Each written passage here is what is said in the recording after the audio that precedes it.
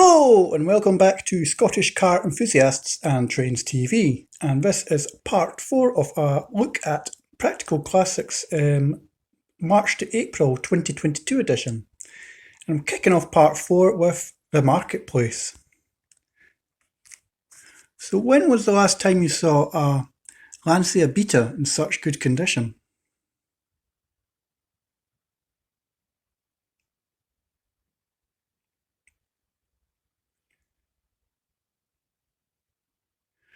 Or a Zodiac?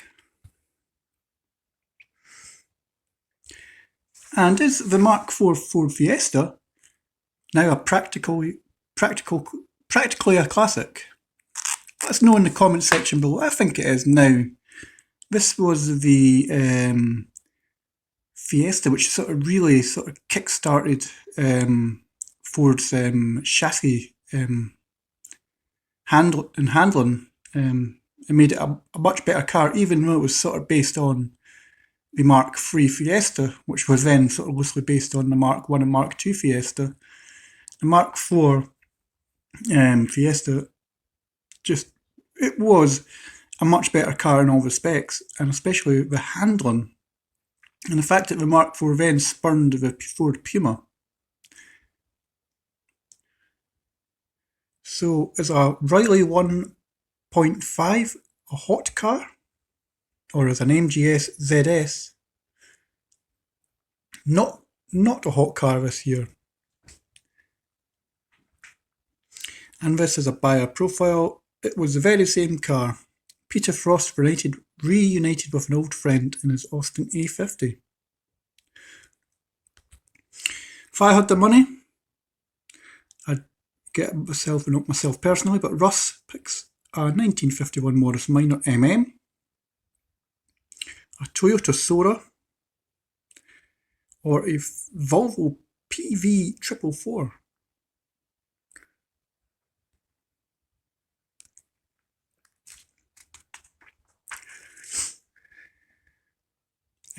PC pops into Lynbrook Insurance. And what I bought this month, James Walsh has bought a 1972 Citroen D Super, or DS. Paid £15,000 for this DS. Oh, an advert for Lano Guard. Stop rust easily. When was the last time you checked the underbody of your car?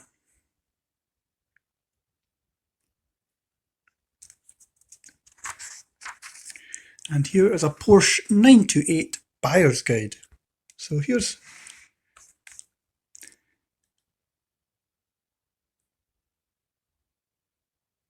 some information about it. So, what to look for in a Porsche 928. The body is galvanised. It's part aluminium, but it does pay to take a closer look, as they're not rot proof. Look for bubbles in the front wings, door skins, and around the rear side windows.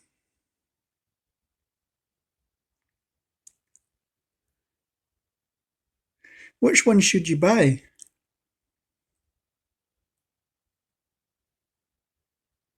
And what should you expect to pay? So if you're looking for a Project 928, expect to pay between £4,000 and £11,000. If you're looking for a good example, £17,000 to £40,000. Or if you're just looking for a runner, £9,000 to £24,000.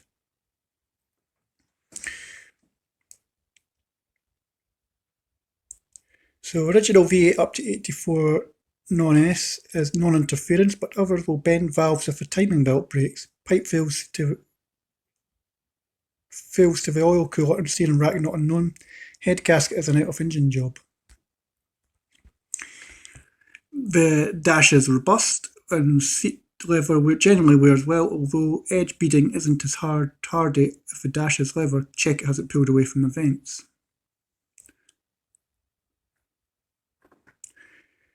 Body, get underneath to check any cells obscured by plastic covers on later cars and look for accident repairs. All panel gaps should be perfectly consistent. The 928 is a complex 70s car, but it's in no way fragile.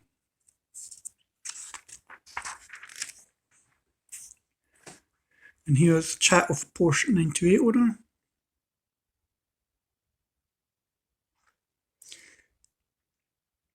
And there is a 928. Useful contacts is Bronton Engineering, JDS Porsche, Lowbank Motors, owners clubs are Porsche Club UK, GB, and Porsche enthusiasts.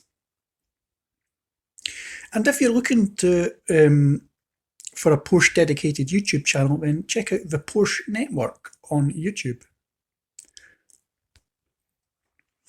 So I've got an advert here for Versatray, Corgi Jaguar XJ6, even in Somerset police car. TD Fitchett, suppliers of original Triumph spares.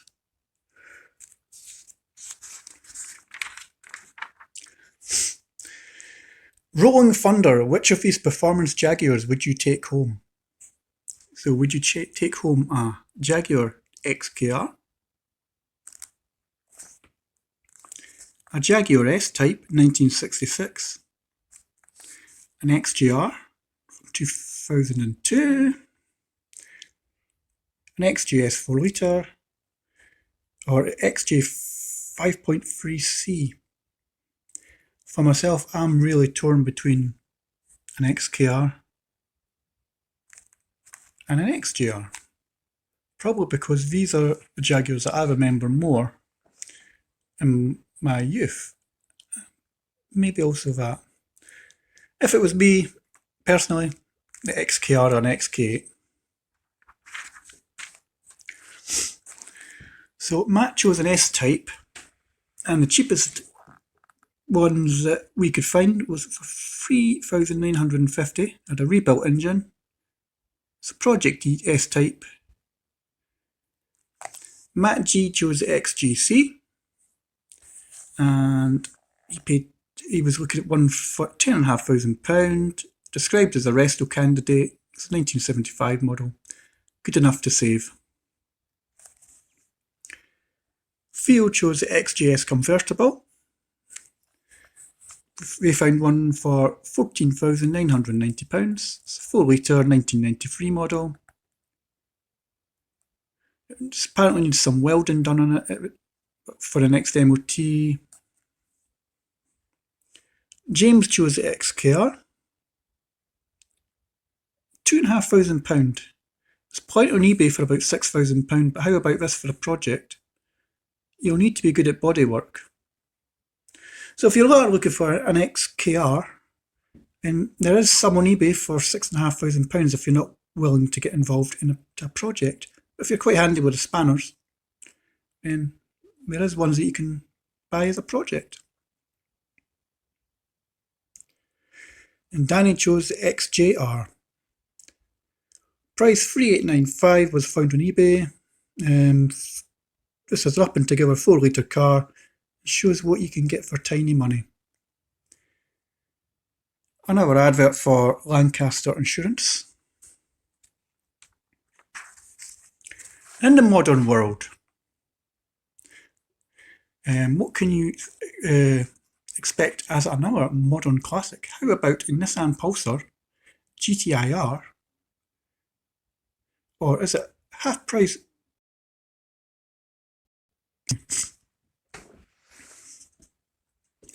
So Nissan Pulsar GTIR was just basically an import version of the Nissan Sunny and GTI. I think it was a GTIR as well. I'm not sure. I've got a funny feel it was a GTIR as well.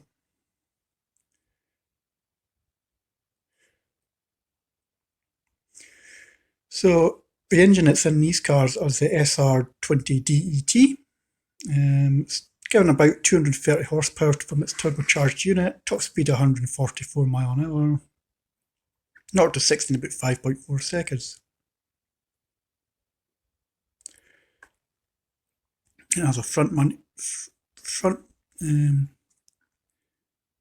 a front mounted unit cooler, it's sitting on top of the engine bay.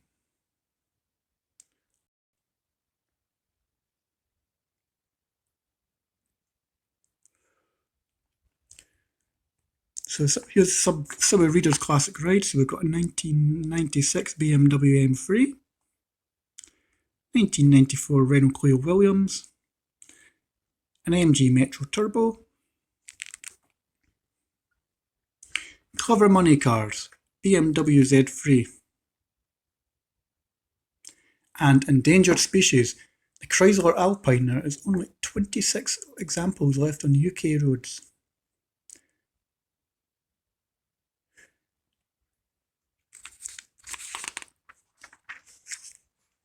And here we go, another little sort of buyer's guide for a Fiesta Mark 1 to Mark 1 and Mark 2.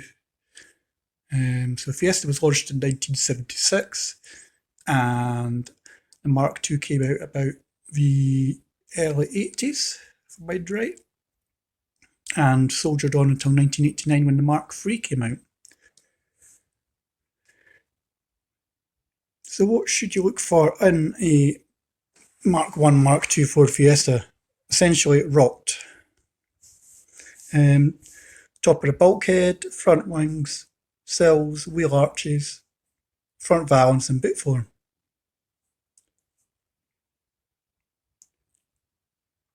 So here is the top 7 essential checks you should do on a Mark 1, Mark 2 Ford Fiesta.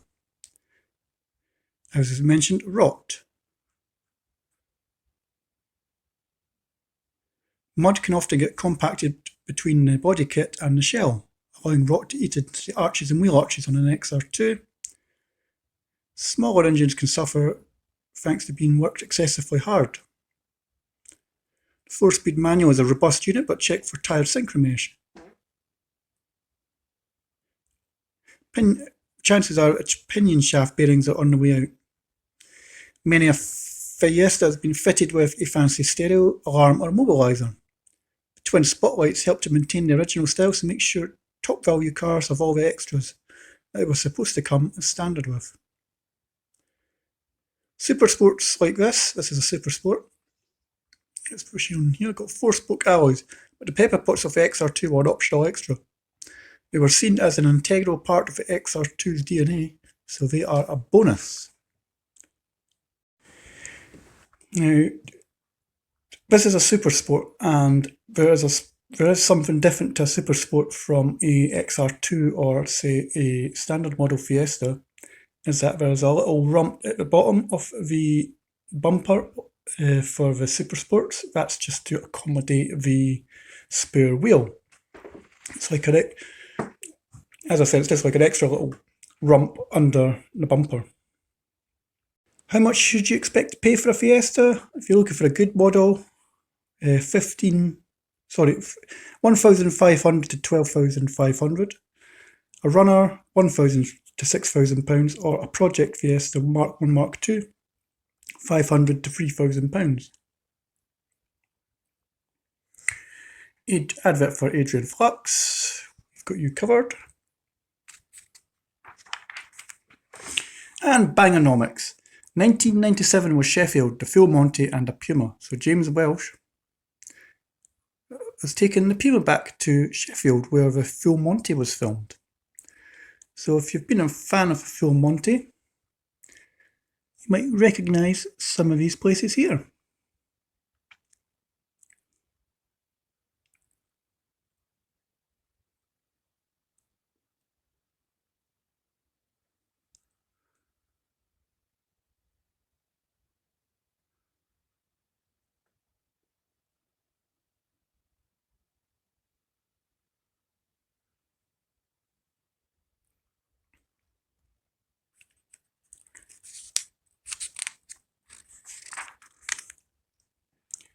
Parker's Guide was a revolution to car buyers. This is Keith Adams talking about the Parker's Guide. After 5 decades, Parker's is still dispensing valuable advice to consumers. Next we have an advert for Twin Bush Limited, UK Limited, before moving down to JLM Professional Diesel Petrol Oil. We understand cars.